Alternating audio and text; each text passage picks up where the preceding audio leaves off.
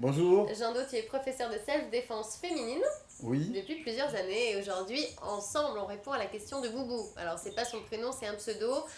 Boubou, elle a un souci qui est assez courant, malheureusement. C'est que son homme, l'homme avec lequel elle vit, a tendance à être violent. Et elle a D'accord. très peur de se faire agresser. Elle aimerait savoir si apprendre la self-défense féminine et se défendre auprès de son mari est une bonne idée. Alors, la première chose, c'est que les femmes en self-défense féminine jouent sur un atout qui est celui de la surprise. Quelqu'un qui vient nous agresser pour nous voler un sac, un inconnu. Là, on n'est pas dans ce cadre-là, donc on va peut-être aborder différemment. C'est-à-dire que comme c'était un homme avec lequel elle vit au quotidien, la surprise ne va pas fonctionner. Elle fonctionnera une fois, mais le lendemain, elle sera peut-être encore là si c'est une situation qui se répète, ce qui semble être le cas. Elle sera encore là demain et après-demain et il n'y aura plus l'effet de surprise. Donc dans ce cas-là, précis, la self-défense féminine ne sert à rien. Le plus utile peut-être là, c'est déjà de faire une démarche auprès de la police, une démarche de main courante en tant que victime. Le fait d'être agressée, qu'elle se défende une première fois, va le rendre encore plus violent et il va surenchérir dans la violence. C'est le risque, le risque. En revanche, pour ce genre de femmes, parfois, après la démarche de réparation, c'est-à-dire au niveau de la justice, au niveau d'une thérapie pour le couple, pour l'homme, peut-être même par rapport à l'alcool, après, le fait de faire de la self-défense pourra développer son capital confiance. Et de ce côté-là, parfois, simplement s'opposer et être présent est suffisant pour ne pas être agressé. Donc c'est-à-dire que si elle arrive à aller jusqu'au bout, parce qu'on sait que c'est très difficile quand Oui. on est en couple d'aller au bout de sa plainte, si elle arrive à se séparer et à rompre avec cet homme, dans un prochain couple, elle sera peut-être moins confrontée à la violence d'un autre homme. C'est ce que tu voulais dire, Jean Do? Ça va laisser des traumatismes, forcément. Et la self-défense va peut-être être une forme dans l'action réparatrice, bien sûr en complément d'un suivi psychologique. Elle va pouvoir aller chercher des solutions a posteriori d'une situation qui lui posait problème.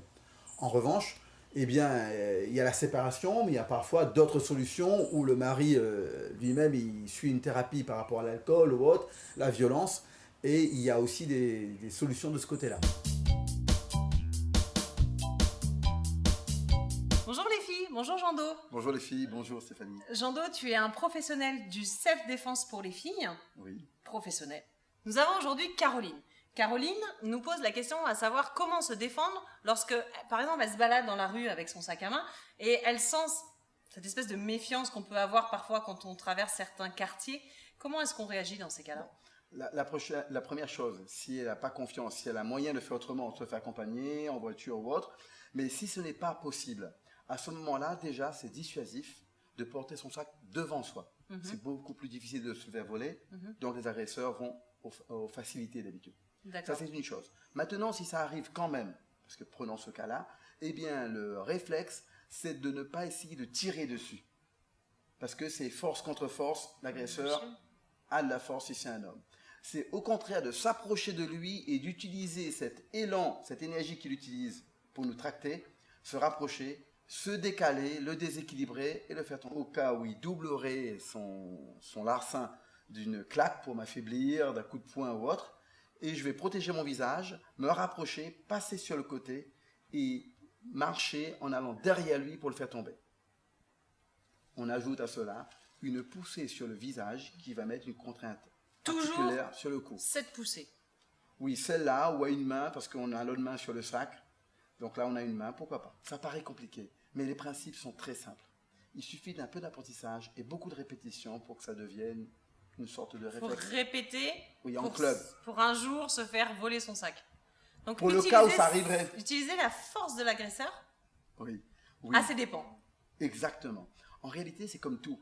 On s'entraîne dans différentes situations en souhaitant ne jamais avoir à s'en servir. Tout à fait. Mais le fait de l'avoir préparé dans sa tête, dans son corps, nous donne une quiétude, nous donne une sérénité qui est déjà un atout phénoménal. Bien. Et bien là, les filles, bluffez. Vous ne pouvez pas vous faire piquer votre sac. C'est impossible. Merci beaucoup, Jean Do, pour toutes ces informations. Et si dans le sac, il y a 2 babioles, on s'en fout. Pour l'honneur, laissez partir le sac. Voilà, c'est ça. Ne pas lutter. Merci beaucoup, Jean Do. À bientôt. À bientôt. Les filles, n'oubliez pas, Vous pouvez nous envoyer toutes vos questions sur le site www.secretdefille.tv et bien sûr sur la page fan sur laquelle vous pouvez retrouver toutes les séquences. À bientôt. Bonjour Jando. Bonjour Mélanie. Jando, tu es professeur de self-défense féminine. Tout à fait, professeur de Sambo dans lequel on enseigne la self-défense. Alors le sambo, c'est quoi? Le Sambo veut dire autodéfense à main nue, ça vient de Russie. Et on a la capacité d'apprendre à se défendre par cette discipline. D'accord, donc en fait c'est de la self-défense, mais à main nue? Autodéfense à main nue, donc oui, c'est à main nue. On apprend aussi ensuite le travail sur armes, mais c'est plus pour les hommes. Une femme va apprendre à se défendre dans une situation d'urgence. Si on lui prend les cheveux, si on lui vole un sac, si on essaie de lui faire un bisou dont on n'a pas envie de recevoir le bisou, ou ce genre de situation. Très bien. Ensemble aujourd'hui, Jando, on va répondre à la question de Laura. Laura a 23 ans et justement, elle entend parler partout de la self-défense féminine, mais elle ne sait pas vraiment de quoi il s'agit. Donc est-ce que tu peux nous expliquer? Tout à fait. Alors pourquoi cette défense féminine? Les arts martiaux au départ ont été conçus par des hommes et pour des hommes. Dans tous les pays, en guerre, il y a eu des femmes qui se battaient, mais c'est surtout, on va dire, un peu macho au départ. Et Madame Simone Veil, à la fin de son mandat, fin des années 70, a demandé à ce qu'il y ait une self-défense qui intègre la spécificité des femmes. Et donc ça a été fait en concertation avec le ministère de l'Intérieur et le ministère de la Justice pour les gardiens de prison, les policiers, et ça a été adapté pour les femmes. Ça a été une étude de plusieurs années auprès de plusieurs experts de différentes disciplines. C'est sérieux alors, ça a été vraiment conçu pour que les femmes puissent apprendre à se défendre. Tout à fait, ça a été conçu pour les femmes, avec des femmes et avec des experts d'arts martiaux. Par exemple, on n'utilise pas la force, alors que les hommes peuvent utiliser ce qu'ils ont comme disponible, les muscles. Alors si on n'utilise pas la force, on utilise quoi? Beaucoup le décalage, on va se replacer pour être en équilibre, on va utiliser sa souplesse de déplacement qui est supérieure à celle de l'homme, et bien sûr, on va utiliser le déséquilibre provoqué par de petites actions qui donnent de grands résultats. Donc en fait, on adapte la self-défense aux atouts des femmes. Tout à fait. Qui en ont certainement. Tout à fait. D'autres que les hommes, mais certainement... Oui, elles sont beaucoup plus souples, elles sont beaucoup plus à l'aise dans les déplacements, et justement, elles sont beaucoup plus réceptives à la force et à l'énergie impulsée pour la détourner et la renvoyer en direction de déséquilibre. Si on est une femme en talons aiguilles et en mini-tube, comment ça se passe? Effectivement, on ne choisit pas la tenue dans laquelle on est quand on se fait agresser. est agressé. Eh bien, là, il y a l'adaptation. Et alors, mais un coup de talon, ça peut faire mal.